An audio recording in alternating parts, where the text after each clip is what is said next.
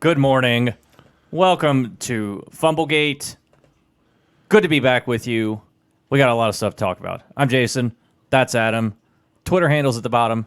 Facebook page up behind us, facebook.com/Fumblegate. Throw us a like on there, drop a funny meme. It doesn't even have to be sports or football related. Who cares? Yeah, it doesn't need to be funny at all. Because we got plenty of people that follow us that aren't funny. So well, yeah, we get some of those. Throw us whatever. It's okay. Yeah, just drop us a line. It could even be a comment that's not very nice. Yeah, I whatever. won't. You can tell us we suck. It's fine. I can take it. Yeah, we manage the page, and we don't remove comments we don't like. No, it's fine. Like we're grown ups. We suck. Tell us we suck. We're grown ups. We can take it. So we're going to start today with college football, and the NFL will be at the back half of the show. Of course, we'll have game picks for both college and the pro game, 3 games, of course, for each, and we'll give you our college football upset pick of the week.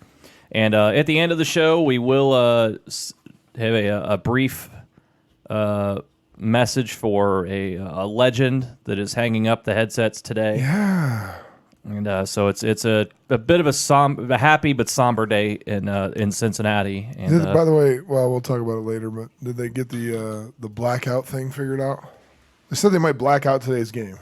Well, I don't think stupid. No, what I understood was they're gonna, and we're talking about Marty Brenneman, by the way. They're gonna put the Reds game today on the MLB network, but they're gonna use Marty's call. So they're going to put his call over the television broadcast. Yeah, but there was rumor that they were going to black it out in the area because it's obviously not a sellout in MLB rules for sellouts. I would doubt it. That was the rumor earlier this week. That would be really stupid if that would happen. Just wanted to make sure that they didn't screw that up. Yeah, that would be very, very stupid if that happened. Incredibly stupid. Right. So legend. So we'll get into a little bit more of that at the end of the show, but we have a lot to talk about here first, and we're going to start in the college game, as I said before, and an interesting bit of developing situation going on down in Houston. Houston has Dana Holgorsen now as their head coach, and not off to a good start. They're 1-3. Yeah, everybody saw the wild way in which they lost to Tulane. Yeah, that was kind of fun. So that was cool to see the way Tulane pulled it off. But Houston's not looking good thus far. And their starting quarterback, Derek King, has decided that he's not going to stick around for the rest of this potentially poor season. He, who accounted for 50 touchdowns last year, has been proven to be one of the more threatening quarterbacks in the country because he can throw it, he can run it. He has decided he's going to take his ball and just go back to his dorm and his classroom, and he is going to redshirt the rest of the year. So is one of their top receivers, by the way. Yeah. But King claims he is going to take the rest of this year off and then come back to the team next year as a redshirt senior. The initial reports were his family saying he was going to transfer out as a grad transfer, and I think everybody assumed, okay, well, he's going to wind up at Oklahoma once Jalen Hurts leaves, which sets a good example there that Lincoln Riley is just, recruit kids, but then you're just going to get grad transfers to play over him. But this is a weird deal. I can't recall seeing this before. It kind of follows a little bit like the Kelly Bryant. What he did at Clemson last year, once he lost his job, then he left. He took his ball and left. The reason this is odd is because, by all accounts, he's coming back to Houston, which is what makes this a little more confusing. Now I understand it to a point because it looks like Houston's going to be bad this year. They're probably not going to play in a bowl game, and I guess the thought process is save yourself this year. Get 100% healthy. He'll still be practicing, by the way. He'll still be in game plan meetings, and he'll still be studying defenses and all that other stuff. I'm sure he's going to be the best scout team quarterback in the country. But the oddest part about it is that he's intending to come back to Houston, and that's why it's a little confusing, because most often when you see this with the new NCAA transfer rule and redshirt rule, you can now play up to 4 games and still get redshirted, which I think is a great rule, by the way, because you get a chance to look at even like true freshmen get a chance to play a little bit, see, hey, can this guy help us? Can he not? And it also gives like a Kelly Bryant situation where now, he doesn't burn his red shirt. He still has a red shirt available, and typically it's used when players are going to transfer out. He would be a grad transfer. He is going to graduate, so he would be a grad transfer, which gives him the ability to go to any school in the country with no strings attached. But it appears that he's going to come back, and that's why this is the most confusing. But I do understand it. I understand it to a point. Like if his value is being a winning quarterback and moving on to the NFL. As a dual threat guy, or whether it's receiver or whatever, that question's down the road. You want to be on the most successful team possible. You want to get the most exposure possible, and the better your team, the more exposure you get for the next level. So, it's just a confusing situation, but I don't blame the kid for doing what he's doing. And in fact, I would venture to guess that Dana Holgerson's on board with this as well, because he realizes that this year is a rebuilding year of sorts, and they're not going to be very good, and next year is really the time to go after it. So it makes sense, but the situation is a little confusing just because he's going to stay. I don't like it. It's the defense is I've read is that the offense that Dana Holgerson likes to run can take guys, especially going into a new place, 2 years to figure it out. So I can kind of see where the logic is, but you've basically decided to pull the plug after your team's 1-3. And by the way, you're as big a part of the reason why they're 1-3 as anybody else. Oh, you can blame the quarterback and the head coach for this, but it's a business decision. So what kind of message are we sending here? That if you feel like your team sucks after 4 games, I'm just going to take my ball and go home and I'll try again next year? Well, it's a completely selfish move, and I understand these kids are want to protect themselves and protect their brand, and if you come back next year and you're better, maybe you get NFL better prospects for the NFL. But especially deciding to stay, how much better can you be the following year? Because not only now you've left, you're deciding to leave. What you're doing now is potentially you can hurt recruiting in the offseason because your team's going to suck. And with you not being there, it's probably going to suck even more. So you could potentially lose some recruits that you could have had a shot at pulling in. Potentially guys to surround King with to get him, more weapons. And they could have, you could say the same thing. Well, they should have surrounded him with more this year. There was plenty left over for Dana Holgerson to have a winning ball club, and it's just not happening. Yeah. But to take your ball and go home, I think it's completely selfish, number one. Number two, I don't believe for a second that he's going to stay at Houston. I fully believe once the season's over, he's going to, after taking time to talk with my family, I've decided to evaluate all options and go ahead and put myself into the transfer portal, whatever that is. Yeah, that's where I'm not buying that for 1 second. There's the potential if that's what actually happens, then what if they pretty go low move. What if they finish like 3-9 this year, and he looks at this team and says, I got all these guys coming back from a 3-win team. I'm not going to stick around here. I mean, he's probably gonna have fairly limited options when it comes to transfer because of the type of quarterback he is. He's going to go to Oklahoma. Very possible. Very possible. He's going to go to Oklahoma. Just go ahead and say it. You're going to go to Oklahoma. No, it's possible, but like his options are limited, and because of he's being a dual threat quarterback, there's a lot of teams in the country who don't use dual threat quarterbacks. But he's a great athlete. Yeah, he is. I'm not denying his talent, but this is just. I just don't like this because you're quitting on your team.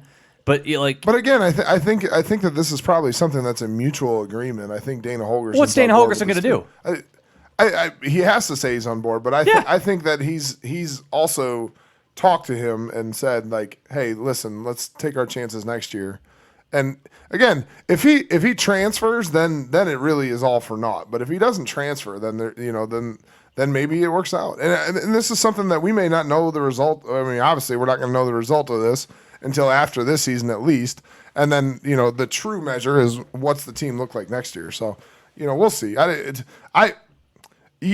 Being a former player, I'm all about kids protecting themselves. Again, we go back to it's $1 billion business with millionaires running schools. Sure. So the kid's looking out for his own best interest. And again, if he transfers and all that other stuff, then it's kind of a bitch move. But he's going to transfer. Okay, but if he doesn't, and they're successful next year, then maybe it's the right move. And again, we won't know the answer to the transfer until after the season, and we won't know the answer to, it wasn't the right move until after next season and we see how they perform. But, I'm on board with it, but I know you're not. And again, we'll see what happens. It's a year from now, we'll be talking about it probably. If it changes, we'll talk about it a year from now and we'll see if it was the right move or not. There's a lot of other hypotheticals you could get into this too. And, one that's not getting hypothetical is he's pissing all over the seniors who are trying to finish their career out the right way. And the hypothetical part that I would add to that is, who knows? With him there, they could have maybe could have a better season than what they would have had, and what that also could do for those guys who are out there around him could have given them better pro prospects. If you're putting out a better season, you're going to get a lot of times you're going to get more eyes. If you're even 8-4 as opposed to 4-8, yeah, you're going to have more eyes on you. Better chance for those other kids to get looked at by NFL teams as well. And you're potentially, I know it's hypothetical, you're potentially costing them possible draft slots. You're potentially costing them money because you decided to take your ball and go home because you figured out it took you 4 games to figure out your team sucks. No, I get it. Like it's there's both sides to it, and there is, and I agree. You're making valid points. I don't disagree with your points, but again, the true measure of whether this is the right move or the wrong move is, if he stays at Houston and they are, making a run at it next year, if they're, 10-2 or something by the end of the year next year, then it's the right decision.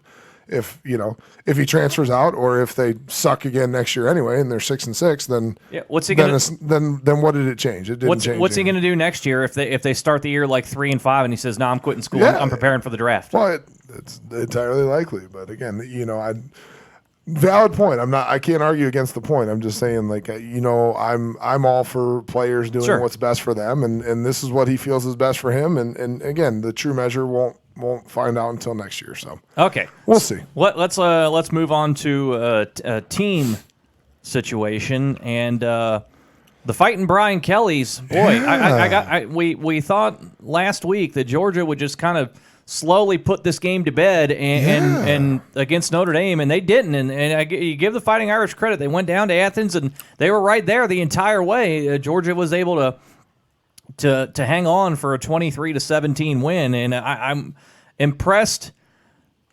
And this is not the first time I've said this in the last 2 to 4 years. I'm impressed with the fact that Brian Kelly has himself a defense.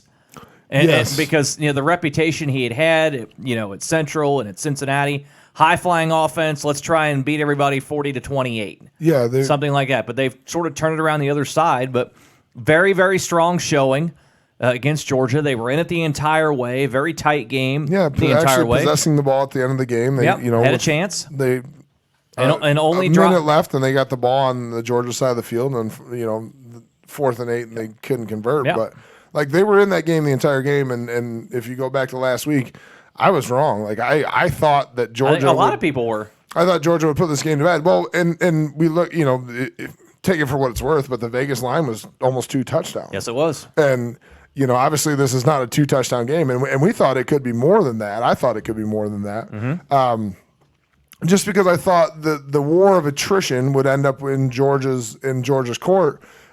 Given their offensive line and given the fact that we talked about Notre Dame's defense being quite porous when it came to the running game, and Georgia's got a good running game, and they give them credit, man. They stood in that game the entire game. I watched most of this game and then had time to try and put kids to bed because they were up way too friggin' late. But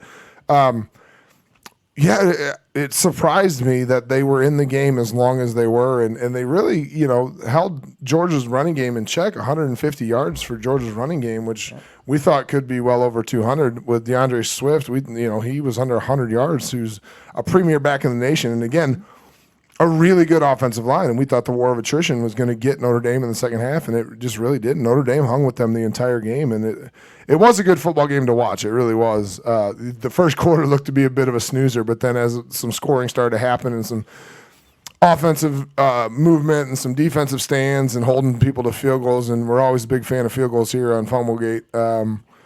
Hoping to get a few more missed kicks, but didn't happen for us. But It changed my mind a little bit about Notre Dame. I really didn't know that they were going to be as competitive as they were. Okay, so they lose the game. They drop from 7 to 10 in the latest AP poll. So it changed your mind a little bit on Notre Dame. Did it change your mind enough to say they are still in the discussion for the college football playoff? I think they are for now, but here's what's going to happen to Notre Dame. If they win out, which I think is a large possibility, because I don't think Virginia at home now. They're going to give them a game, but is Virginia really going to compete with them? Virginia's smoke and mirrors. Yeah, to me.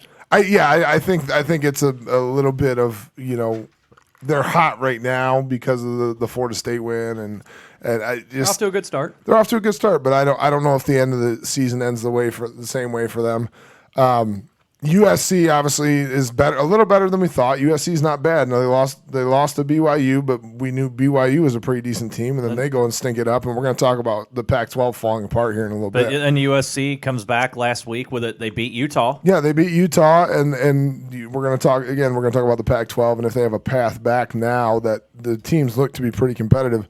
At Michigan, Michigan is trash, and we're going to talk about how trash Michigan is here.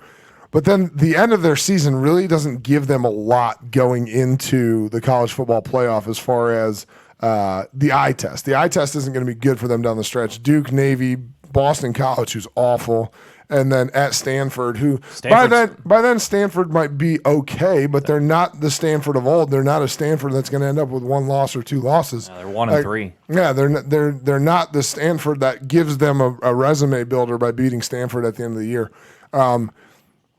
Do they have a shot to come around back into the college football playoff? At 11-1, they're going to have to be in the discussion. But I don't know. Again, we've talked about it.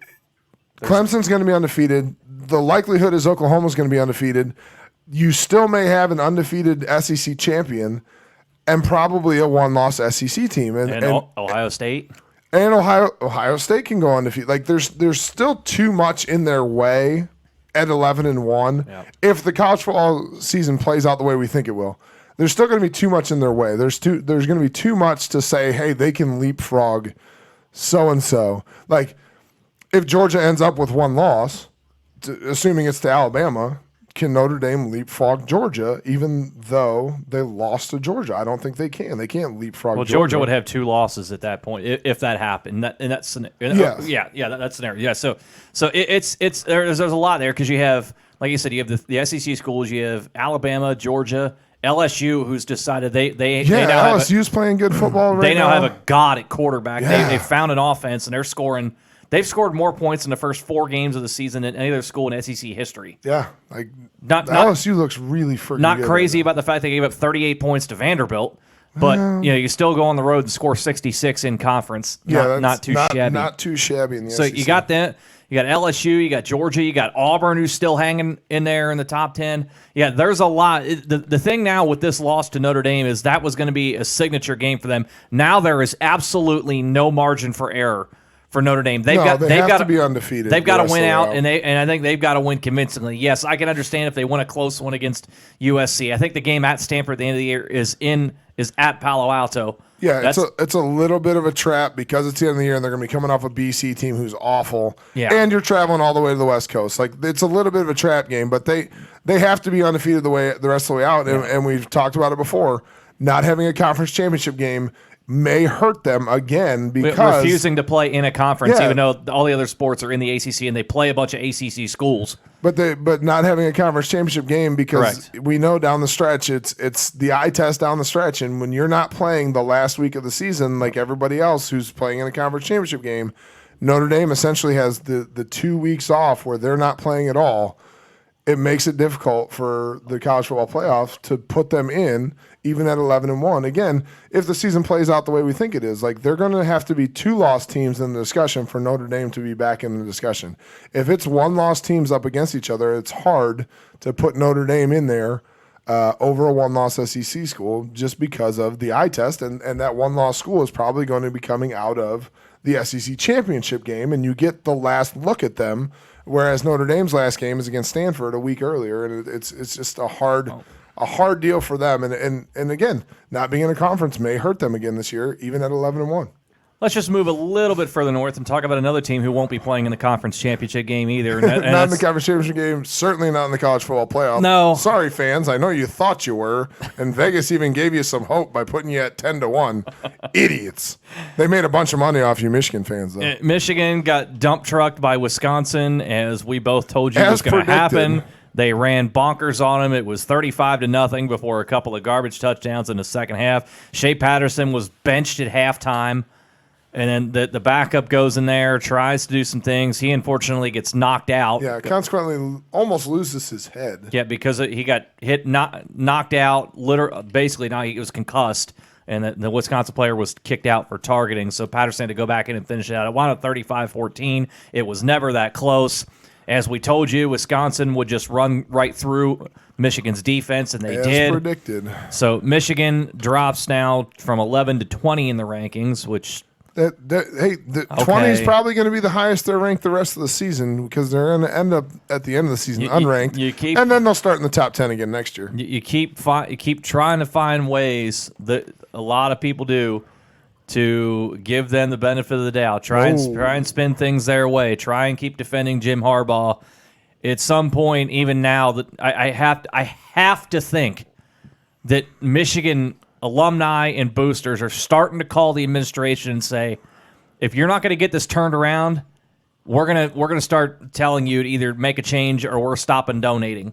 And at this point, what could it hurt, Adam Kieft, for Michigan, maybe indirectly, not necessarily directly, have some intermediaries? What could it hurt to give a call to Urban Meyer? I know he said this week on the radio that would never happen. And this is actually one of the things I kind of believe Urban Meyer on. He can be kind of scuzzy when in terms of being honest. Yeah, he's a little sleazy when it comes to telling the truth. He can be a little scuzzy on that. And by the way, I did see something else that's funny as well. Is he said he's very happy in retirement and whatnot. Vegas has the odds of him next year being on a college football sideline at 1 to 10. Yeah, we all know he's going to be at USC next year. He's going to be at USC or somewhere else. Unless USC wins 10 or 11 games and saves Clay Helton's job, he's going to be at USC. Yeah, unless they run the table, which is possible. But we just talked about it. It is possible that USC can run the table. But what could it hurt to call have somebody contact Urban Meyer? I think they probably already have, to be honest with you. I think anytime a guy like him is out there on the free agent coaching market, I think you have to give him a call or his agent or somebody. Somebody has already reached out, and there. To add to the speculation, I think him getting asked the question also leads me to believe that it's probably been posed to him because he already had an answer ready to go. Where there's smoke, there's fire. Yeah. I don't think he goes to Michigan. I don't think he goes to Ann Arbor at all. That would have to be something they'd have to offer him over $100 million. Yeah, you'd have to have for 10 years, $100 million, like a Gruden contract. Yeah, I was gonna say John Gruden contract, but I don't think it happens. But I think they've reached out. I think at this point, if you're Michigan, and we've talked about this. First of all, you're trash. But you need to start examining what's going to happen with your future because we've already talked about their schedule down the stretch. They're staring down an 8-4 season. If they can't figure out how to score on offense, they're staring down a 7-5 season.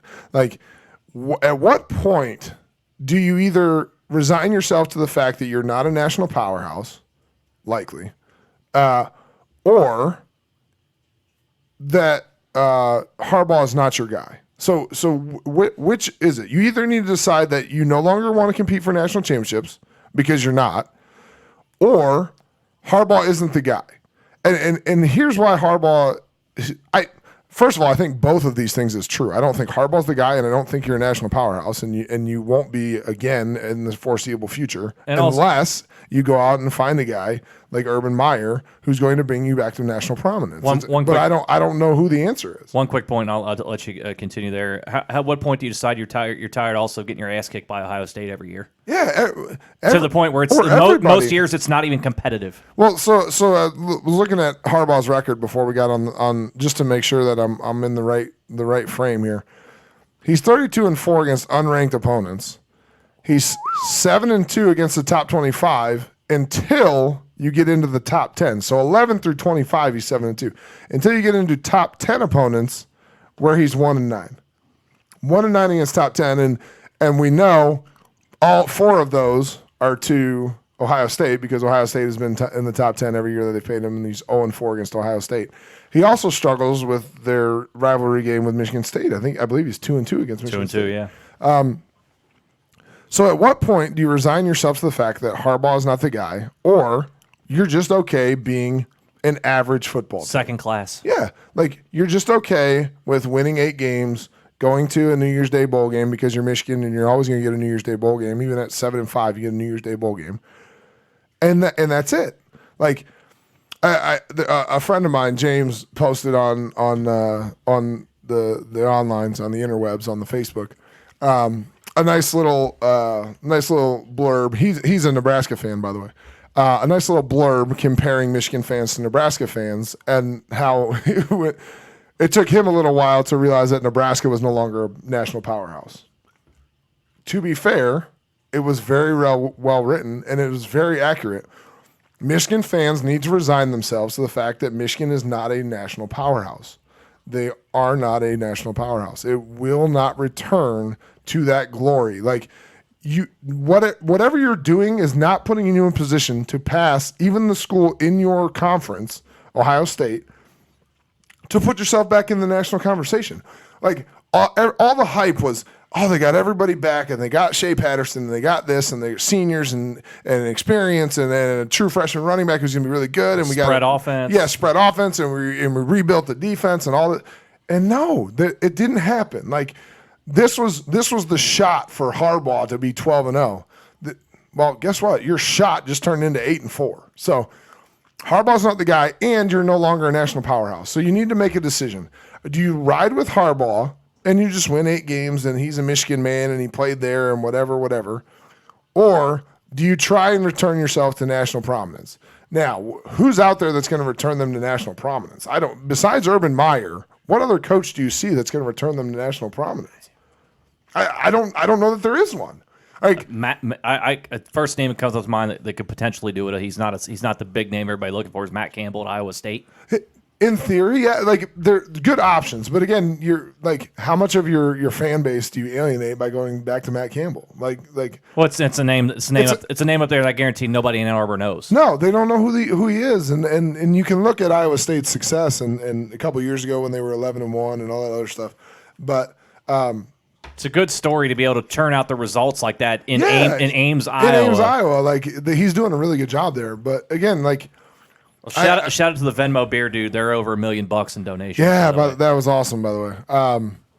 I just don't know. Anyway, so after the game, this one's good. And I got to throw this in there. Sean Patterson, who's Shea Patterson's brother, publicly calls out Harbaugh. Oh, he went off. And he went off. Go ahead. So here's his. I guess this is an Instagram post.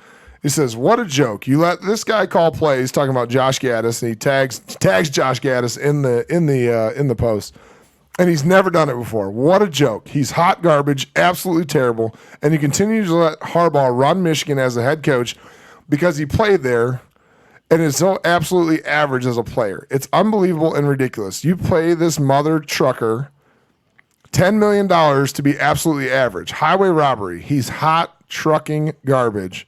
Regardless of who's at QB, you want to keep the heat on the starting quarterback, that's fine. But when it appears that the defense is absolutely trucking, giving up, make the spin what you want. My bro is a baller, again talking about Shea, and will be a G in the NFL, and I can't trucking wait. And then he tags Coach Jim Harbaugh, he tags Josh Gaddis, he tags another coach on their staff, probably their quarterback's coach, and then he tags Barstool and whatever. But he just goes off on social media about how Harbaugh's mismanaging the team, and it's hard to argue against it. Like, he's got some strong language in there, and by the way, the trucking is not the right word. I cleaned that up for you. It's accurate, though. Like, as much as people don't want to hear it that are Michigan fans, it's accurate. Like, Harbaugh is mismanaging Michigan to the tune of just getting smoked, and the confused look on his face, it's going to be the look for the rest of the year. Like, he just doesn't have this team prepared to compete on a national level, and it's high time to either get rid of him or just resign yourself to being 8-4. Well, and what you've also done here by going to this new look offense, you've basically taken, ever since Harbaugh is there, he has prided himself on running a pro-style offense and relying on a tough defense and trying to win games 20-13. Okay, that's fine. But you have a pro-style DNA in your offense. You have recruited players for this pro-style of offense. You have Shea Patterson, who ran a spread type of offense at Ole Miss. Might I add, not very good. He wasn't very good at it. But all of last year, you had him unlearn the spread offense to learn the pro-style offense. Yeah. Now in this offseason, you've completely turned that over and say, I want to go spread. You don't have the athletes. You don't have the speed to do that. And you just immediately want to turn it loose. And that's why you're seeing the struggles that, like we talked about last week, how they couldn't run the ball against Army, how Army's front lines dominated on both sides of the ball. Yeah. And again, you can't just flip the switch from a pro to a spread and think problem solved. You have to implement that slowly as you go along. Keep some of your pro elements in there. Keep your best plays from your pro offense in there. You can't just flip a switch like that and expect it to work. You don't have the speed to do that. Yeah, and you have not recruited for that to get that kind of speed that you need. They are slow. They are slow and not as athletic as the other teams they play against, and that's why you see the results they do, particularly against Ohio State. Yeah, and well, even against Wisconsin. You just don't have the athletes. When you don't have the athletes to compete against Wisconsin, Ohio State, again, we already talked about that's in another class. Ohio State's another class. Like, Ohio State has the speed to compete with SEC schools. Like, Michigan against an SEC school right now, I mean, good Lord, unless they're playing like Tennessee. I don't know if I'd want Michigan up against an SEC school. But, I mean, you look, like, we can blame the style of offense change however we want. But at the end of the day, 0 of 11 on third downs is not going to get it done. Shea Patterson, 14 of 32, not going to get it done. Like, at some point, there's blame on both sides. And again, I think the game planning is terrible. But Shea Patterson, like, credit to Sean for sticking up for his brother, but Shea Patterson is not a very good quarterback. Well, and then you look on the other side of things, like you talked about, we're building ourselves on defense. We're building ourselves on defense. You're going against Wisconsin team who everyone in the world knows what they're going to do. They're going to hand it off to Jonathan. They're going to hand it off to Jonathan Taylor, and he's going to run behind the 5 houses that he has in front blocking for him. Yeah, 5 future NFL guys. You know what's going to happen, and they run for 359 yards. Yeah. You know what's going to happen. I mean, that's more embarrassing than anything else than this. You know what's coming from Wisconsin. Yeah. It has not changed for 25 years. No, that's what they do. And you still you still have no clue how to stop it because you don't have the players. And because you don't have the players, you got to try and scheme your way around that, and you're not smart enough to do that either. The only thing Michigan fans have in their favor is that they should have a school willing to spend money to go get their next coach. They are definitely willing to spend money. They got money. We know they got the money, but yeah, it's going to be interesting to see what they do. Now, on the flip side, is Wisconsin competing for the Big Ten championship? Like, looking at their offense and what they do and the ball control they're going to win the West. Can they compete with Ohio State? I mean, I know we're a long way off, and they play them in the regular season. I just took a glance at the schedule. They play them in the regular season. They play them at the end of October. Where's that game at? It's in the Horseshoe. It's in the Horseshoe. Yeah, can they compete in that game though? They can compete in that game. I think they can too. I think like their rushing offense is really good. Like you said, 359 yards on the ground on 57 rushing attempts. Like they want to run the ball. They ran 73 plays. And 57 of them were rushing plays. You know, this is an offensive lineman. One of the ways to negate a really great defensive end like Ohio State has, Chase Young, run right at him. Yeah. Yep. And they have the offensive line to do it. Like they have the offensive line that all 5 guys can play in the NFL at one point. Oh, they will. And we're not saying that Wisconsin can beat Ohio State, but they can compete with them. It won't be. I don't see it being a complete mugging. Like Wisconsin just handed to Michigan. Yeah, unless something gets out of hand early, because Wisconsin's offense indeed is not built for coming back from deficits. Unless something happens early, but they're gonna be able to compete in that game. And again, they're probably gonna win their side. Iowa's the only team that's going to compete with them for winning their side. Now, rejuvenated Nebraska team, but we'll see what happens. Wisconsin looks pretty daggum good, man. Like, unfortunately, they may have to play Ohio State twice, but Their offense is pretty So solid. we'll find out more about Nebraska because they host Ohio State this week. So yeah, that'll be we'll see where the black shirts are at this week. Where's Scott Frost at? Okay.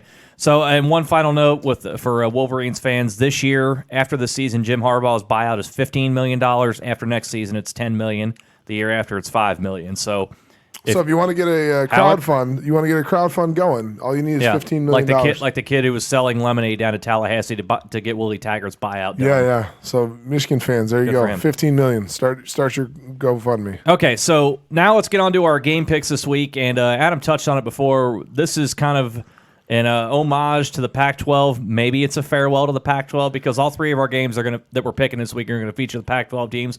And maybe after this week, this is the last time we talked about the Pac-12. So yeah, it could be it. Who knows? So let's start with the first one. Friday night, Arizona State, who, as I told you last week, would lose at home to Colorado. They did. They did. Accurately predicted. They are on the road at Cal, who got a nice but kind of controversial win at Ole Miss. Cal is 4-0, and they're doing it kind of old school style. They're rely on the defense and just sound offense. Low scoring games. Hosting Arizona State this time around. This is going to be another low scoring game. This is going to be an old school smack 'em around type of game, and for me anyway. And I think this is going to be one of those first team to 20 points wins this game. Could be and true. Because of that, and the fact that. What has Arizona State shown you they can do on the road? They can play defense.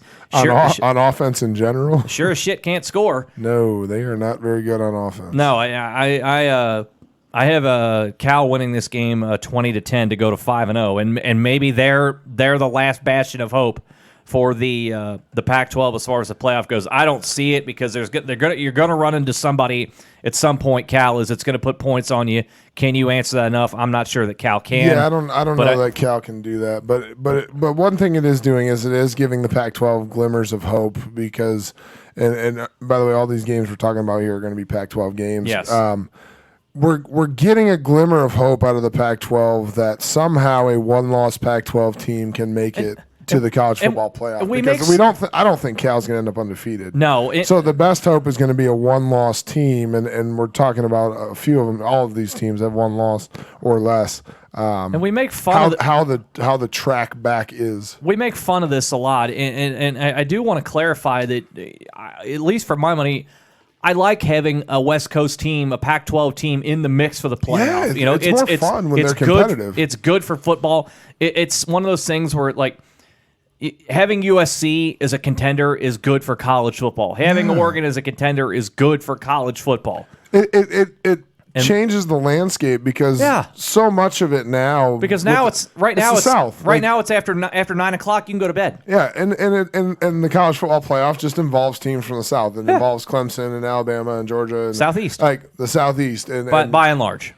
By and large, you sneak Notre Dame in there every once in a while. But, or Ohio State. Yeah, or Ohio State. But back to this. Three of the four teams in the playoff are typically from the South, and we barely get past the Mississippi unless Oklahoma's in it.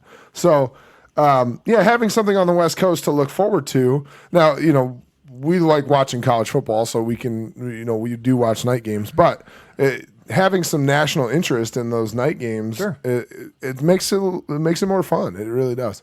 To me, it's like when USC is good for the game of college football. For me anyway, and we've talked about this in the past. It's kind of similar for me, like when the Cleveland Browns are good. It is good. It is good for the league. Yeah, when it happens. So anyway, Arizona State, Cal, who wins this one? I think Cal wins this one. Arizona State, I haven't seen anything that makes me excited about their offense. I think that this one, Cal's looks good at 4-0, but again, it's tough to say if they can continue the success. But maybe you're right. Maybe they are the best chance that the Pac-12 has. I don't see them being undefeated, so that's why I have a hard time thinking that they're going to get to the playoff anyway. But I think Cal wins this one. Now it gets tougher from here because they still got to go up against more ranked opponents. But yeah, Cal wins this one. Over/under's 41. Where you at? I'm going to go under 41. Yeah. I think it's under. Cal did get a nice win a couple of weeks ago at Washington, and I think that's really spearheaded them towards the top. Speaking of Washington, Saturday they're in action hosting the said USC Trojans. Again, USC with a very nice win over Utah, down to their third-string quarterback. Who But was slinging it, by the way? Like, he was. Let's not like I said, discount the fact that he was slinging that Graham ball. Harrell's going to be a head coach somewhere with the offense that he has, that he really took from when he was a quarterback back at Texas Tech playing for the Quaff Bro. Was he playing for the Quaff Bro at that time?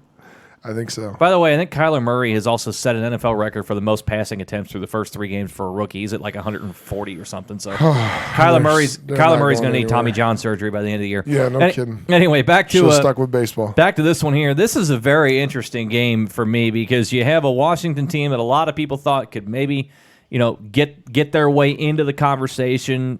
Jacob Eason, the transfer from Georgia, in there now playing pretty well. They kind of gave one away to Cal a couple of weeks ago, losing at 120-19. I said USC outside of a loss to BYU looked okay. They're down to their third string quarterback though, and their defense still gives up a lot, giving up 425 yards per game or thereabouts.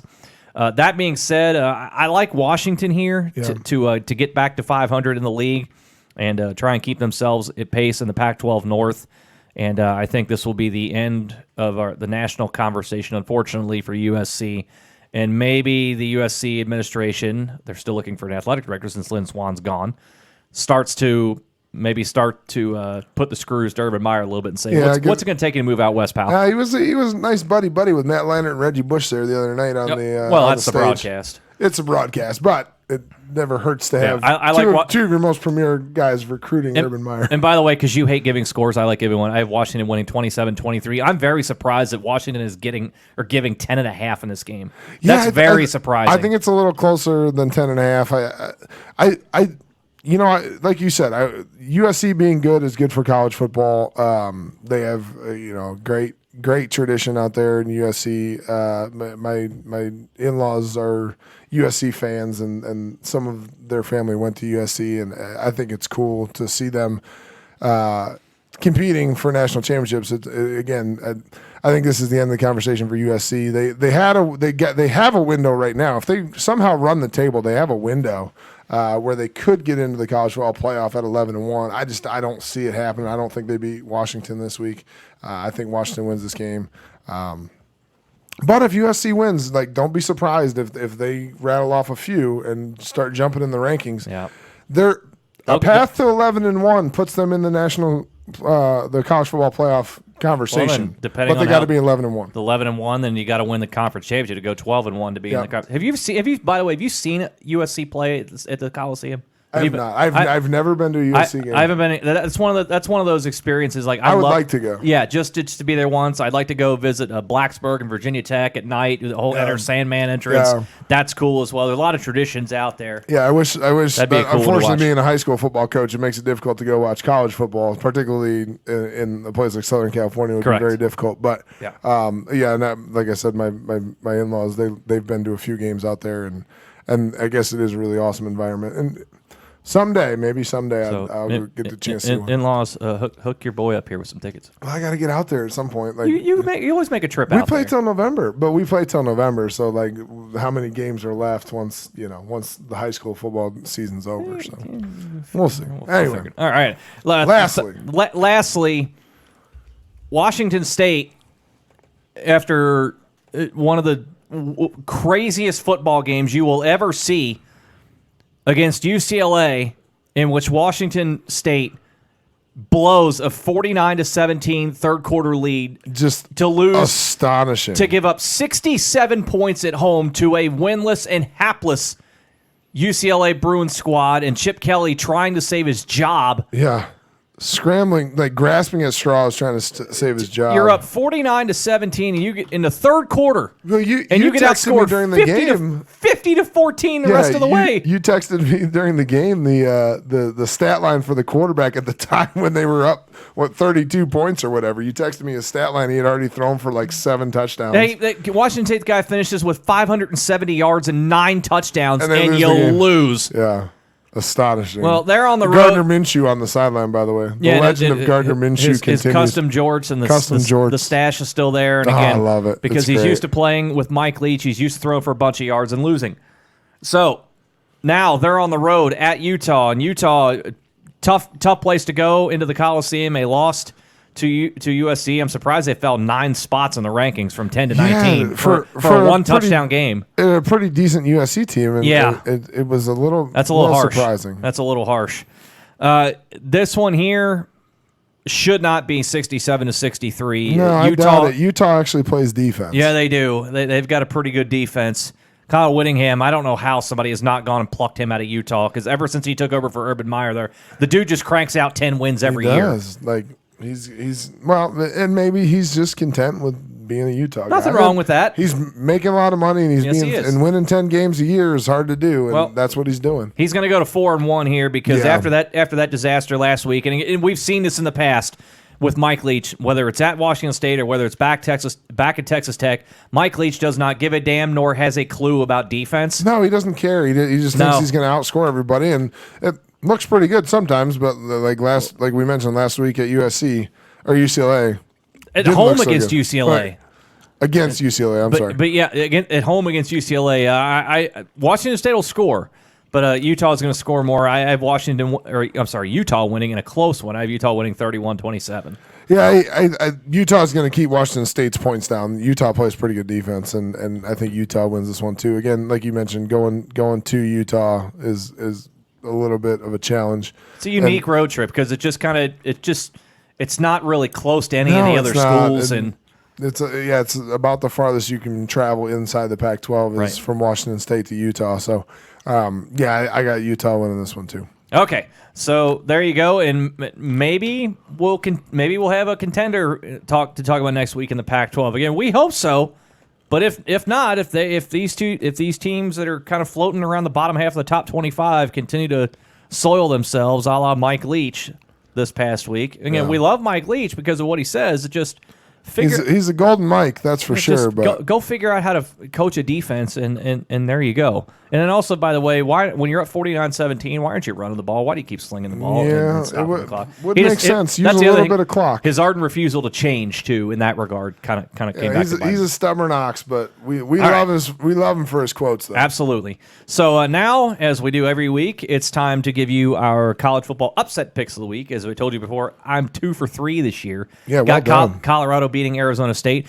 Congrats to you for getting your upset pick wrong. Not even last close. Week. Now, again, I told you I would be happy because the Broncos got their ass kicked. That's why I'm congratulating you. Because I'm happy that they got their ass kicked. Western Michigan was dump trucked by Syracuse. I understand the logic. I'm surprised that they got dump trucked. Though, yeah, it was pretty bad. Yeah, it was bad. But you're going to make up for it this week, and because this week I'm going to be right.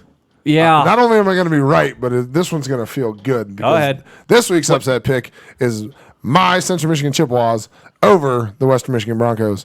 Chippewas are getting 17.5 currently. They were started at 17, moved all the way up to 18.5, back to 17.5. So some people having some faith in the Chippewas. Chippewas went down to Miami and looked pretty good. Like 17 to 12. Couldn't score the points, but they lost a 5-point loss to an ACC school. Again, we talk about athletes. Like Miami's athletes are probably better than Central Michigan's athletes. A little bit. And they held them a 5-point game, had the ball at the end of the game, didn't get past midfield, but they gave themselves a shot in that game. And one thing we found out is their defense is pretty freaking good. Like, they didn't look good against Wisconsin, but I don't know if any defense looks good against Wisconsin. Michigan's didn't either. They rushed for more yards against Michigan than they did against Central. To be fair, Taylor didn't play in the second half. Touche.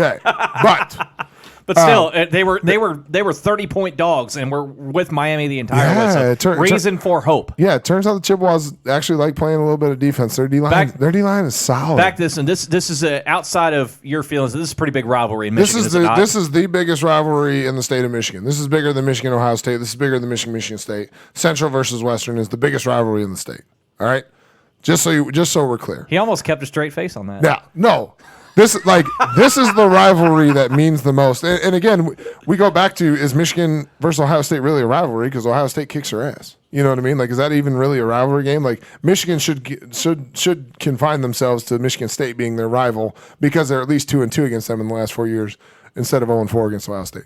But I got the Chippewas in this one, obviously, because I want them to win, but also because Western doesn't play defense. We talked about it with Washington State. Western doesn't play defense, and it looks like the Chippewas do play some defense, and they're going to be all right in this one. I think the line is atrocious. I don't know why they're getting that many points, but I think Western can win, or Central can win this one. Now it is in Kalamazoo, but we're talking about MAC schools. It's not like there's a big home field advantage by having this game in Kalamazoo. How far the stadium will be full until halftime.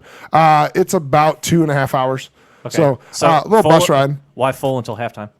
Because that's in the MAC. For those of you who don't know, that's when everybody leaves to go drink some more. No alcohol inside the stadiums at MAC schools. So typically, drink before the game, stay till about halftime, go back to the parking lot to drink some more, and then you don't get back in because they don't let you back in until the fourth quarter, and everybody just drinks in the parking lot and then goes home. Credit to Central's fans, when they played against Akron, there was actually quite a few fans left because they were winning the game. So it'll stay a little more full because it is a rivalry game. But, yeah, I got the Chippewas upsetting the Broncos in Kalamazoo. And, sorry, Broncos. Don't like you. Still don't like you. Won't like you. Ever. Hate them. Hate them. So you're taking them to win. Yeah, to win the game. to win. Not cover the game, but win. No, to win. Chippewas are winning the game. And, this one, I hope this is the first one I get right this season. Can I get a score out of you? No, I'm not giving you a score. No. Since it's Central? No. No scores. Okay, over under is 60. I can take the over. Okay. I'll take the over on that because the Chippewas are going to put up some points. They lost their starting quarterback against Wisconsin, but they found a new one. He looks pretty good. They're going to be all right. Chippewas are going to be okay in this one. They're going to score some points, and they play defense, and they're going to get a couple turnovers. They're going to be all right. Okay, you're totally unbiased pick of the week there. Totally unbiased. Totally unbiased. But, yeah, ESPN's only giving them a 12% chance to win. I'm giving them a 100% chance to win. Well, there you go. Okay, so what do you got? Okay, so I'm gonna go. I like going unranked teams over ranked teams. I understand where you're coming from. I have to pick this game. I don't know. I get it. It's big time rivalry. Why is it not played at the end of the year? I don't understand that. It used to, and then they get. They get into a pissing match or something with each other. I don't know why. I don't know why they changed it. The MAC kind of switched up all that stuff. They switched up rivalry games, and all right. I don't understand it. Yeah, it should be the last game of the year, but okay. I'm gonna go to the Big Ten. I'm gonna say Maryland beats Penn State. Ooh, that's a bold one, though. Yeah, I like that. Well, Maryland's at home, and we know at home Maryland can score. Maryland plays at home. Maryland can score. Maryland can score a buttload of points. Penn State can score too. Don't get me wrong, but I think Maryland gets this one at home. Again, Penn State, I believe, only favored by like 6. Yeah, trying to find it. I can't. 6 or 6.5, something like that. So yeah, I like Maryland. The way they play an offense. We saw what they did to Syracuse a couple of weeks ago before they soiled themselves against Temple. But that one was a bit of an oddity. Yeah, and I just have a feeling about this one. There's no real in-depth analysis on this one. I just looked at that one, and that was the first one that caught my eye when I was trying to look through and try to determine an upset pick of the week this week. But I like Maryland to beat Penn State. There's going to be a ton of points scored in this game, so if you like offense, attach a seatbelt to your recliner or your sofa at home, and it's a Friday night matchup. That's why I couldn't find it. Crack you up. Okay, Friday night even better. Sit at home on a Friday night and enjoy. They shouldn't be playing because it's Friday nights are for high school football, but nevertheless, I'll allow it. There's going to be a lot of points in the over under 61.5. Take the over. I'm going to give you a score right now. I'm going to say Maryland beats Penn State 45-43. Yeah, that's the over. Definitely hit the over there. There's going to be a ton of points scored in that one. Yeah, it's going to be a lot of shootout. So there you go. Central will beat Western, and Maryland will beat Penn State. The Terrapins over the Nittany Lions. That's right. And so James Franklin, we won't have to worry about talking about them as far as the Big Ten goes. Yeah, the Big Ten, just hope Ohio State wins out because that's your only shot at the national picture. Well, unless Wisconsin. Or Wisconsin. Yeah. Wisconsin and Ohio State. That's your two teams that you're hitching your wagon to if you're a Big Ten fan. Like the SEC, if you just cheer for the entire conference. Hitch your wagon to Ohio State. SEC. It just means more. Yeah. Ask Tennessee about how much. Ask Georgia State. Ask Georgia State how much more it means. Yeah, I love it. That was awesome. We've seen 3 more players from Tennessee's team quit this week. Well, enter the transfer portal. Yeah, there's just that is a sinking ship over there. That's another one that needs to realize they're not a power program anymore. Obviously I like Butch Jones, but since Butch Jones won 9 games and then the wheels fell off, Tennessee can't figure out anything. Their coaching search was awful. At least Jeremy Pruitt doesn't do like Butch Jones did and sign 33 kids every year and cut 8 he already has. Yeah, which is kind of turd. Yeah, it's the Butch Jones for you. They can't anymore. You can only sign 25 kids. Well, you can. Yeah, that time you could oversign and just get rid of players. That time you could have. Now you can't. Speaking of turds, let's bash some kickers this week. We've been talking a lot about college football, but we'll get one last college football, then we'll switch to the NFL with our kicker of the week. This week, not a lot of nominees because it just wasn't close games. This week sucked. I'll be honest with you, I didn't dig into D3 because I didn't have the time to dig into D3, but we got two good ones here though. Grambling kicker Garrett Urban missed from 47 and 28 inside trained monkey range. They lose to Alabama State 23-20. Trained monkey range one hurts though. 28. Ooh, that's tough. But this week winner of the Fumblegate Fatty Kicker of the Week is Buccaneers kicker Matt Gay. And for all those, if you missed this one, this was actually a fun game to watch. Watched most of this game. It was a great game. Yeah, Daniel Jones' first game as a starter. I did not want to obliterate Punchface in this game. No. It was an entertaining game. No, it wasn't. Like, Punchface actually played pretty well. It was a back-and-forth game. Comes down to the end. Matt Gay missed an extra point, had another one blocked. He's 1 for 3 on extra points. And then as the end of the game, inexplicably, Punchface finds Mike Evans open for 44 yards with like 18 seconds left. How that happens, how you're not playing a prevent defense if you're the New York Giants blows my mind. Well, the Giants suck. Yeah, just stupid. He runs basically like an in-and-out fade. They were running it was like cover 2. Yeah, it was more like cover 1 because the safety was in the middle of the field. Technically he runs cover 0. Yeah, he runs an in-and-out fade. And he just Punchface throws a great ball, puts it right over his shoulder. He could have almost kept his feet and scored a touchdown if Punchface let him a little bit more. But inexplicably, with like 18 seconds left, they get a 44-yard pass off somehow. Mm-hmm. So they set themselves up. Actually, ended up at 1st and goal from the 9. That Bruce Arians decides to take the penalty, delay a game to back him up. Now, and we talked about this before we went on the air. I don't necessarily disagree with it because this is stupid.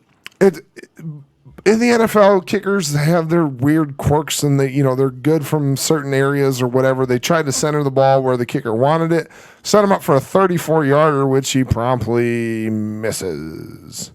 As time expires, he misses the field goal as time expires. Matt Gay, you are this week's winner of the Fumblegate Fatty Kicker of the Week. 1 for 3 on extra points and a 34-yarder as time expires. And we talked about it before we went on the air. Said anything from inside 40 in the NFL should be an automatic kick. Like I don't understand 34-yarder. Like that's just astounding. And the 2 extra points, like everything he missed was from inside of 40, and 5 points left on the board. They end up losing. Yeah, I don't care. I don't care that he made 4 field goals in this game. No, it doesn't matter. It's the ones you miss. I included a picture of Bruce Arians there in the top left corner because he shares this award this week. Yeah. I'm sorry. I know this is your thing, but I cannot get my head around the fact that Bruce Arians decided to take a delay of game penalty because he felt, as he said after the game, he felt his kicker was better from 34 than he was from 29. Yeah. You decided that your kicker was better from 34 than from 29. Yeah, it was ill-advised. But it should be automatic anyway. It doesn't matter. The hashes in the NFL are on the goalpost. So there's no angles. The angles are. But anyway. And the thing is, too, you look at at how closely he missed the kick. That kick would have been good from 29. Yeah, but again, you never know. I mean, kickers are kickers, and he could have missed it from. He could have pushed it too far from 29. You never know. But anyway, it makes for good TV because he missed it, and he's this week's winner of the Kicker of the Week. Speaking of some blame, let's move on to the NFL a little bit here. We've been talking for a long time about college football, but when you got Jim Harbaugh, it's easy to talk about college football because it's easy to just place blame. How much blame were we giving Freddie Kitchens for the Browns start? With all the hype that was going into their season, how much blame we putting on Freddie Kitchens here? Who claims there's still a work in progress? He definitely deserves some blame, and he even said it after the loss to the Rams. that, I'm still a work in progress as a head football coach. What a time to announce that to ownership after you've you went to bat for yourself and got the job as going from interim to the head coach, and now you're saying, "Oh, I'm still a work in progress." Like, not a good look. Not a good look publicly. Now, I will say this: they played the Rams really tough. Like they did. We all know the Rams are a really good football team, and they played that game really tough. Now, the final result isn't what they wanted, but Baker Mayfield didn't look very good in that game. Especially given the fact that the Cleveland's entire starting secondary was out hurt, and they still held the Rams to 20 points. Yeah, like now the Rams are taking I think the Browns took a page from the Patriots playbook with the way they played defense against the Rams. Like they did a really good job at containing the Rams. Baker Mayfield didn't look hot in that game. He hasn't looked good at all. He hasn't looked good at all this year. Yeah, thus far. 18 to 36, like 50% of your passes for 195 yards, 1 TD, 1 interception. Like the run game was working. They just for whatever reason. Now again, the Rams are good, and we know their defense is good. Like we know that they're a good football team. But you got to say, like 270 total yards out of an NFL franchise against a team who should have been an up and down scoring game, and really, but you got 3 turnovers from the Rams and could muster 13 points. Like something about the way they're playing right now is just not giving me confidence. At 1-2, they're fast falling in the ability to compete in the AFC North. Like it's going to be very difficult for them to compete in the AFC North if they don't figure something out soon. Because, absolutely. Again, played well against the Rams, and credit to them for playing well, but it's not going to get any easier for them. They travel to the Ravens this week at the 49ers, the 49ers look pretty daggum good, and they're traveling all the way across the country to go do it. Seahawks, Patriots, and then the Broncos. Again, we talked about it when they started out at 1-1 or 0-1.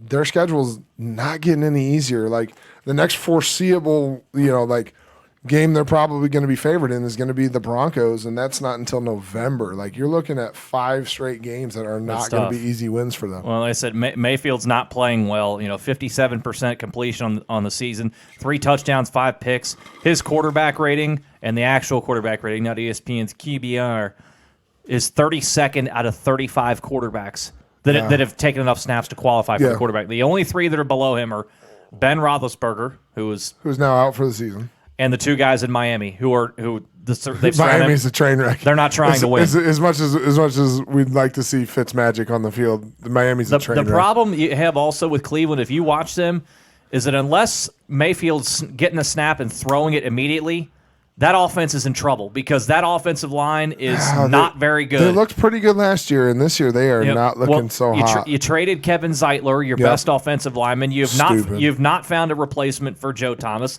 Again, you can't really replace a Hall of Famer, but you haven't found a comparable guy to keep Baker Mayfield's backside clean. A competent left tackle. But you watch their offense this season, unless it's a quick throw, a quick slant, a quick screen. Which is what he made his living on, so it's not out of the ordinary. But if Baker Mayfield doesn't look good right now, if he's having to take a 5 or 7 step drop, that offense is in trouble right now, and they've got a long way to figure it out. But like Adam said, here's their next 4 games, and folks, you tell me where a win's coming in, and we'll talk about one of them here in a little bit. At Baltimore, at San Francisco, home against Seattle, at New England.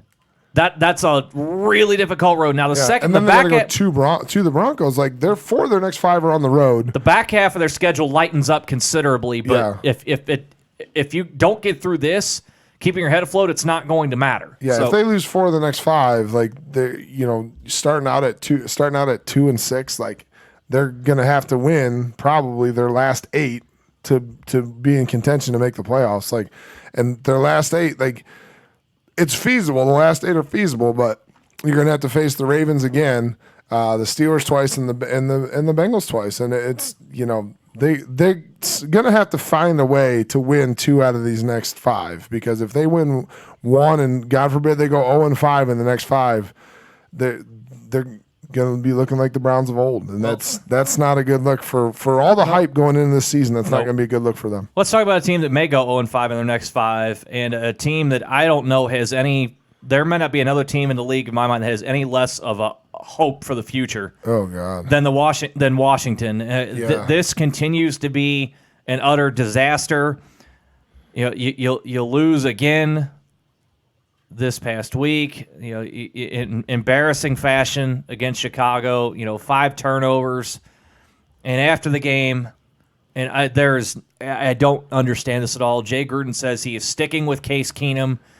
And one of the reasons why he's sticking with Case Keenum, he basically said, was because we still have a chance to win. I'll touch on that here in a second. But there is also a report coming out this week from a reporter in Washington who has a source within the organization that as of this week, Dwayne Haskins, who they drafted in the first round, has only been working with the scout team. He has been getting no reps with the number 1 offense. He's been getting no reps with the number 2 offense. He is scout team only. I cannot figure out for the life of me what in God's name Jay Gruden sees in Case Keenum. If it's not his decision, then somebody above him is an idiot. We know the owner is an idiot, but even Daniel Snyder cannot be stupid enough to think that Case Keenum is the answer there. Adrian Peterson. They know he's not the answer because they drafted a first-round quarterback for a reason. Right. You had Adrian Peterson, who was inexplicably in a healthy scratch in week 1. Now he's saying, I can't figure out how we're this bad. Yeah. You draft Haskins for the future. You have no hope now. They spelled London Fletcher's name wrong on the Jumbotron, inducting him into their Ring of Honor. So that's also good. It's a complete shit show. Like what is Washington doing? They don't even look like they want to compete. I'm telling you. Now they have more talent than the Dolphins, which is why they are kind of competing. They aren't just getting drugged. But at least the Dolphins, you can sort of see, though they've got a plan. They have 3. They're looking for the future. They have 3 first-round draft picks next year, 2 the following year. So you can kind of see where the Dolphins are going. They're going to rebuild through the draft. I do not see a franchise in football that has any less of hope for this team right now. As I said before, you say. Jay Gruden says that we're sticking with Case Keenum because we still have a chance to win. What kind of message does that send to Dwayne Haskins, who you just spent a first-round pick on? That we're only going to put you in when the team is officially shit and officially has no chance at the playoffs. We're only going to put you in when we know we officially are out of it and can officially suck with no repercussions. Yeah. What in the hell are you doing? I'm fine with not playing Dwayne Haskins. I'm okay with that because they're not going to be a very good football team. I'm fine with letting him learn. But having him play scout team quarterback isn't helping him at all. How is it any different than what the Giants are doing, what you said last week with Daniel Jones, though? Put him in there for the rest of the season and let him go because you know the team's probably not going anywhere. I agree. How is it any different? And now New York opened the window for you because they did it and you saw they had success. And they're playing them this week too, which, by all means, let's just play rookie against rookie and see what happens. But their lack of running game is astonishing. Like, I realize you have 40-year-old Adrian Peterson toting the rock, but they have 68 rushing yards for the season. Like, what are you doing? And name a receiver they have. Name one. I can't. Thank you. Like, what are they doing? Daniel Snyder's not a very good owner. Like, he's resigned himself to just collecting paychecks. Now he wants to be in the public eye. He's different from Mike Brown, the fact that he wants his name out there. He's trying to be Jerry Jones without the ability to be Jerry Jones. Like, you're not a good public figure. You're an idiot. By the way, the nickname is still racist, and you're gonna die on that hill. What is your hope for your franchise? Because right now, you don't have one. Like, you drafted Dwayne Haskins. Now you've resigned him to being scout team quarterback. Case Keenum is not the future. What do you do? I don't understand what you're doing. Apparently, you watched that game. That game was a home game, and it was probably 70% Bears fans. Yeah, like you're not going to sell out any games the rest of the year. If you're resigning yourself to collecting your paycheck, you still got to sell tickets, and you're not doing that. And like you mentioned, we're going to look at their schedule coming up. They're at New York, and New York looked good. Like, let's be honest, Daniel Jones might be the guy. Like, it's the first time in 10 years the Giants have had energy offensively. Yeah, they looked good. We'll talk about Jones here a little bit more. They looked good. Versus New England, guaranteed loss. At Miami, that's a scoreless tie. Yeah, it could end up 0-0. Miami might be looking at that like, hey, here's our chance to win one. You know what that game reminds me of? A couple of years ago, Seattle played at Arizona on a Sunday night. It goes into overtime, tied at 6. Yeah. Both kickers missed from inside 30 yards to win the game and ends in a 6-6 tie. Yeah. That's probably going to happen in that game. And you watch. Feasible. You watch when that happens. Washington will still be favored. Yeah. At Miami. Anyway, back to this dumpster fire that is Washington. San Francisco, Minnesota, at Minnesota, at Buffalo. Like, it could be snowing by the time they play in Buffalo. Like, what? Where's a win on that schedule? Yeah. Maybe like, the Miami? Jets in week 11. Like, Miami is going to be the closest matchup they have. At the Jets in week 11. Like, where's your chance to win that Jay Gruden talks about? Like, I don't see a chance to win. I don't see you getting back to 6-10. Like, his chance to win is because 3-13. They're not mathematically eliminated yet. Well, of course they're not, because no one is. But exactly, like, have fun at 3-13. Like, you're 3. Yeah, well, right now 3. Yeah, I mean, I don't know. All right, so not good. Not a good look for Jay Gruden. Yeah, and if this keeps going, we're going to be talking about him like we are Jim Harbaugh on the show. I got to say. I don't know that he ever was the answer. Like, he had success initially, but I don't know that he ever was the answer, and they're just going to keep riding him into the ground. Like, Daniel Snyder, again, what is Daniel Snyder doing? But they're gonna die on the Jay Gruden horse, and again, not a very attractive job. Like, no, the Redskins aren't a team that the only thing similar to the Bengals. Like, it's not an attractive job. You're gonna have to go out and get a lower tier guy to come in and take over your franchise. Well, the difference is that with Washington, at least, if you're intrigued by that to be a potential head coach, you at least know you have an owner who is willing to spend. He'll spend money, yeah. It may not be the smartest way to spend money. Not in the right ways, but he will Albert spend money. Ainsworth. Yeah, he'll go out and spend money for you. He'll at least try. Yeah. But when you have such incompetence at every level below him, it's not a good look. What's it matter? You're Not a good basically look. just, it's not about money. It's about sending a message. Like Heath Ledger lighting the money on fire in the Batman. Yeah. So anyway, they're going to take on the Giants this week, and Daniel Jones, very impressive last week in the win at Tampa. He did lose 2 fumbles, but outside of that, played very, very well. Like I said just a moment ago, the Giants felt like they had life offensively. There was an energy to them offensively. They had a guy who was willing to throw the ball down the field, not quite to the Joe Flacco range that Eli is.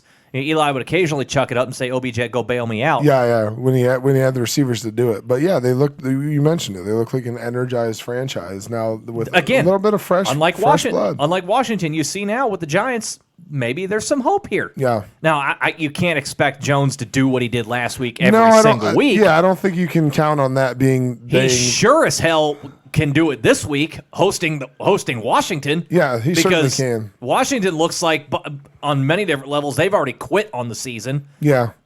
There's definitely some hope in New York, and again, like you mentioned, like Washington makes, ironically enough, probably a good time in their schedule to make the change because winnable games coming up, and Daniel Jones getting a little confidence. We got this one here, but the problem now the Giants are going to run into is they don't have Saquon Barkley for the next 4, possibly 4. I think it's going to be closer to 8 weeks before he comes back. That makes it difficult. The high ankle sprain, it's going to make it difficult. You knew Tampa was going to game plan to take Barkley out of the game, but Jones made the plays. But yeah, you've got the game against Washington this week. They should win that because Washington sucks and has no general direction whatsoever. Home game helps. First game at home with Daniel Jones as the starting quarterback. The fans are going to be fired up. Sure. It's going to be an exciting atmosphere for Daniel Jones to get his first start at home against a not very good Washington team. So the next 2 is when probably he's going to come back to reality a little bit. But again, it gets a little easier after that. The next 2, home at Minnesota, at New England. There you go. But then you're home again for Arizona, who is not a very good franchise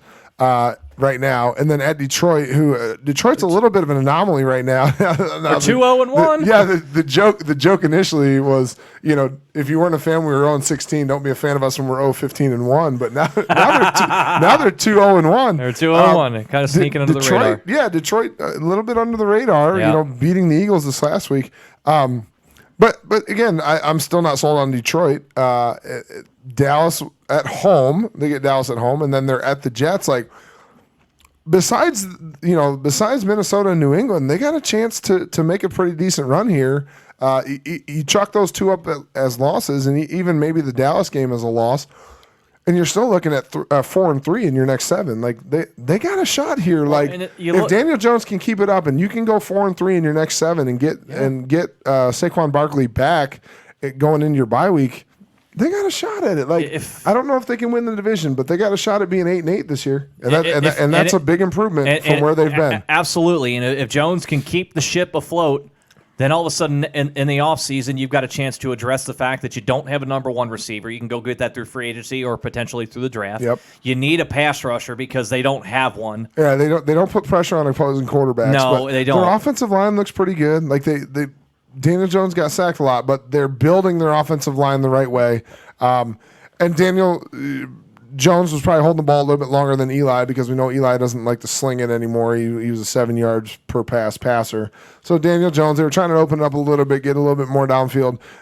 He also took off running a few times, and obviously, he's now ahead of Eli Manning in rushing touchdowns. 2-1. 2-1. And for the career, by the way. Which blows my mind, how the fact that Eli Manning played 15 seasons and only has 1 rushing touchdown. Yeah. Like how little confidence did you have in him running quarterback sneaks?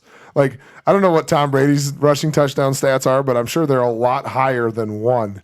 And for a guy who they protect like no other in Tom Brady, the fact that Eli Manning only rushed for 1 touchdown in his entire career kind of blows my mind. Now, his career isn't over, but if Daniel Jones continues to play the way he did this last week, it probably is. Again, fun to watch. It was a fun game to watch. It ended with our kicker of the week.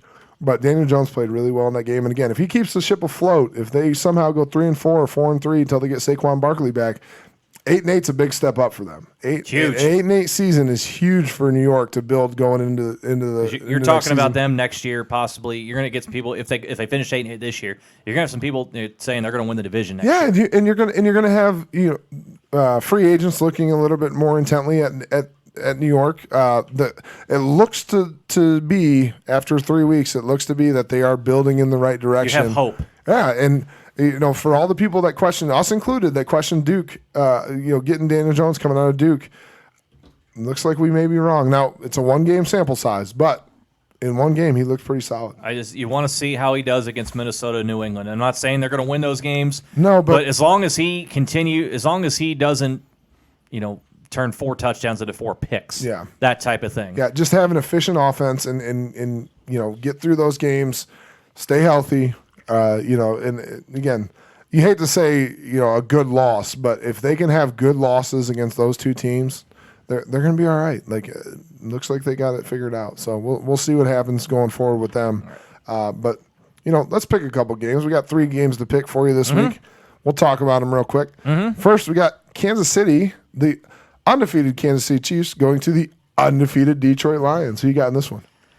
Well, there's quite a few elements to this. First of all, there's a lot of elements to the undefeated part of this. This is if you could believe this, the way they score. This is the first game Patrick Mahomes will play in his NFL career indoors. Wow, that's crazy. I didn't. Yeah, that bodes well for Patrick Mahomes. Well, and apparently, if you believe the report that Adam Schefter sent out this morning, he apparently is in line for a new contract this offseason, understandably so. And Schefter's reporting that it could be in excess of $200 million. Just stupid. I can't believe $200 million. He may approach $50 million a year. That's crazy. It honestly might not shock. It wouldn't shock me. NFL money is going Major League Baseball and NBA basketball crazy right now. I could see easily. It's insane. I could see easily something like 5 years, $240 million with like $170 million guaranteed. It's crazy. It's nuts. The money getting thrown around. Absolutely nuts. I'm not that far removed, and obviously I was never going to be a big contract guy, no matter. But even what. still, but the money that's getting thrown, like we look back and we talked about last week, Carson Palmer at one point was the highest paid player in the NFL, and he was still well under $100 million total on that contract. The money that's getting talked about right now, like, it's insane. Like, talk about setting yourself up for life. Like, I think it'll be interesting to see what happens in the long run, because when I was playing, they talked to us all the time about players going broke after they were done playing. Within 5 years, the guys 30 for 30 thing. Yep, guys were broke and they were unemployed, and part of it too is the way they lived their lifestyle after they were done playing. But like, with this kind of money, like, I don't, like, obviously everybody's not getting these gigantic contracts, but everybody's money's getting bumped up. Like, you have like offensive linemen making $5 to $6 million a year that aren't even Pro Bowl guys. Like that kind of money getting thrown around. Well, the Bengals giving Bobby Hart, who was statistically the worst right tackle in the league last year, 3 years, $21 million. Yeah, like Bobby Hart again, statistically worst tackle, getting $7 million a year, and he's not even starting. It's just the money that's getting thrown around It's right nuts. now. Like it's going to be interesting to see if guys are still going broke with this kind of money getting thrown around. Back to the game here. Another thing to boggle your mind on how good Mahomes has been. He has. If you only took the first half of games in which Patrick Mahomes has played, just take the first half of the games they played so far. Yeah, he would have the second most touchdowns in football if you only took his first half stats. He's thrown 8 first-half touchdowns already. Yeah, this only season. only two in the second half. Only one behind Deshaun Watson there, who has 9. You're going to put Patrick Mahomes indoors. Patrick Mahomes right now is on pace to throw for 6,000 yards and 60 touchdowns. Yeah, he's through 3 games. He's got 1195 and 10. And you want to put him on turf? Oh yeah, You want to put him indoors on the turf? yeah. And here's the other advantage that he's going to have on the turf is his ability to run, because we know he can take off. And the surface indoors is a lot different than the surface outdoors.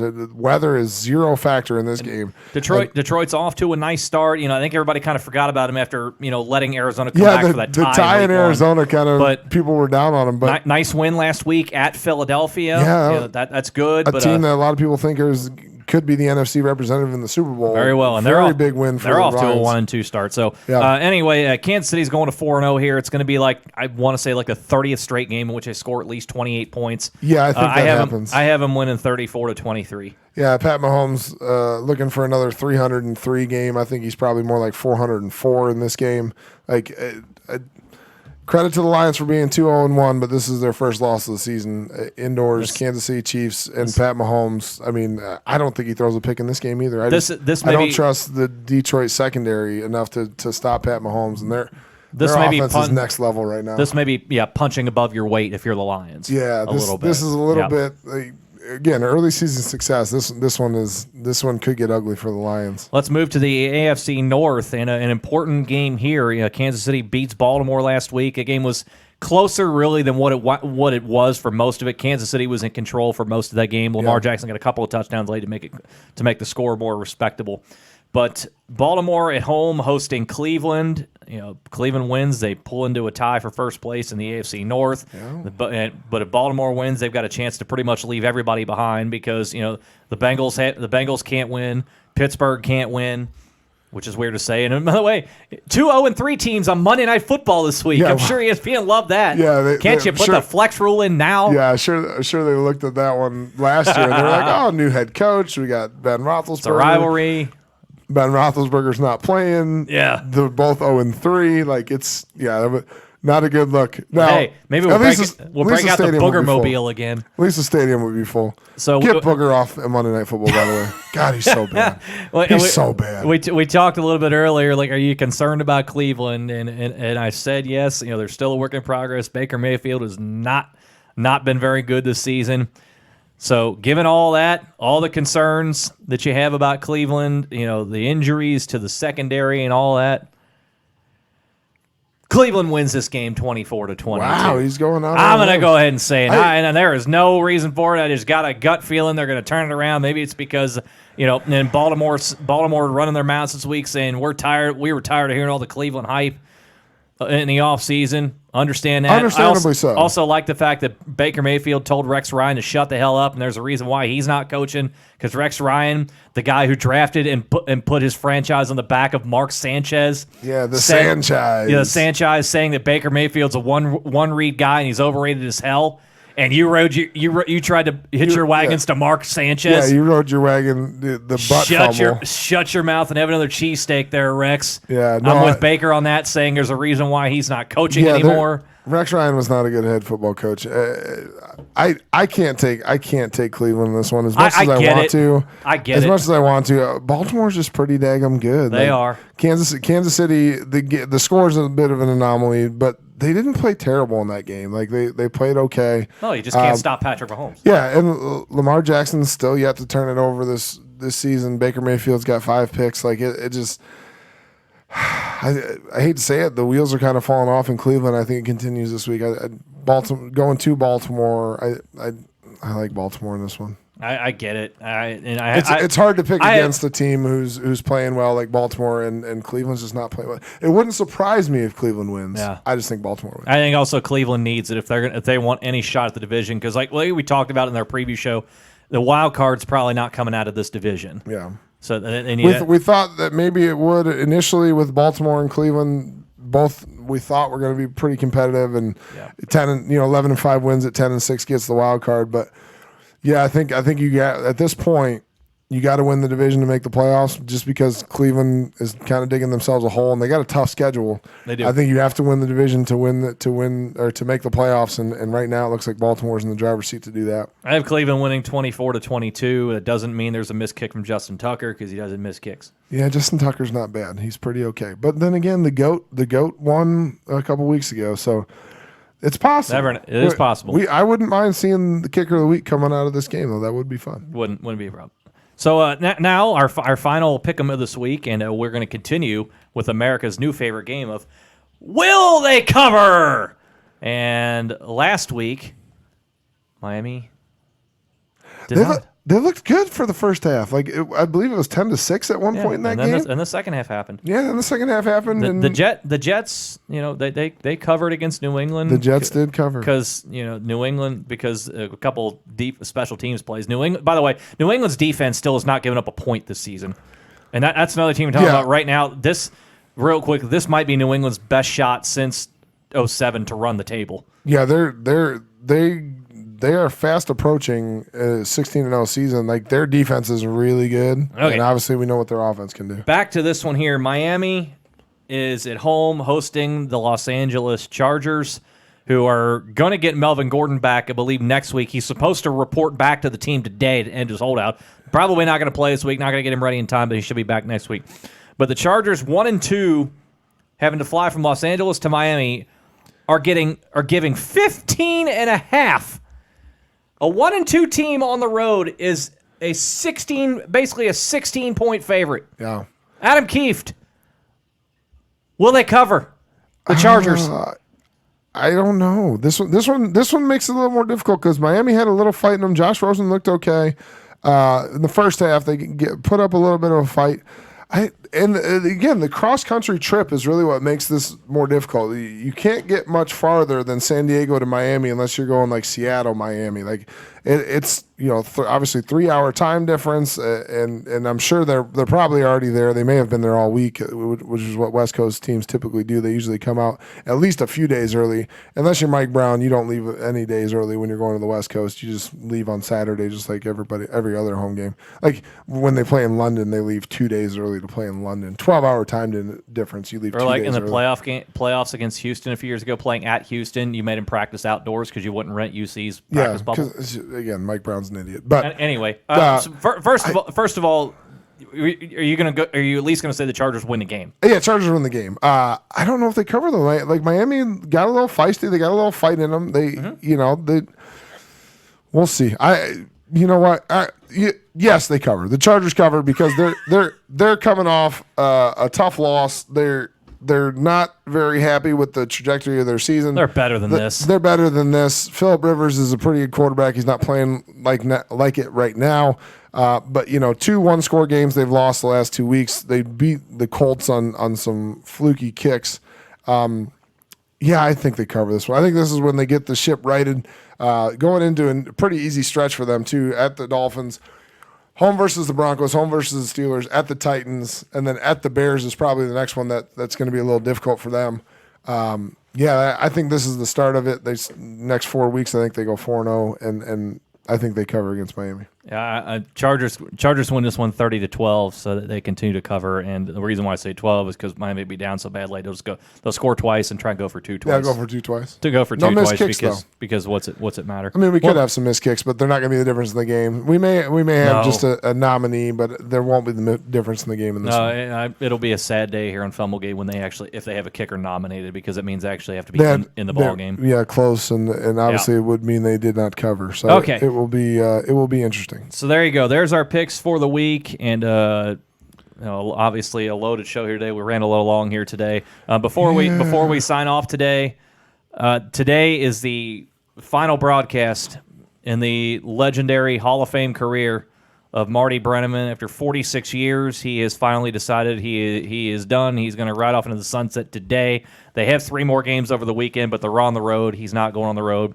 His finale will be at Great American Ballpark today. So more than a legend. Obviously it means something special to me. Growing up in this area, number one, and number two, that I'm technically in the same industry that Marty Brennaman's in. I wouldn't say I'm in the same. Nobody's in. Not nobody yet. Don't sell yourself short. Not yet. I'm You're talking not Marty right. Brennaman yet. I'm talking right now. Nobody is in. Nobody's in the. He is in a class unto himself. He is just. I mean, there's a reason he's a Hall of Famer, and I didn't grow up here, but one thing I've learned since I've lived here is Marty Brennaman is a stand-up guy. He actually lives here in Anderson Township. See him around Anderson Township every once in a while.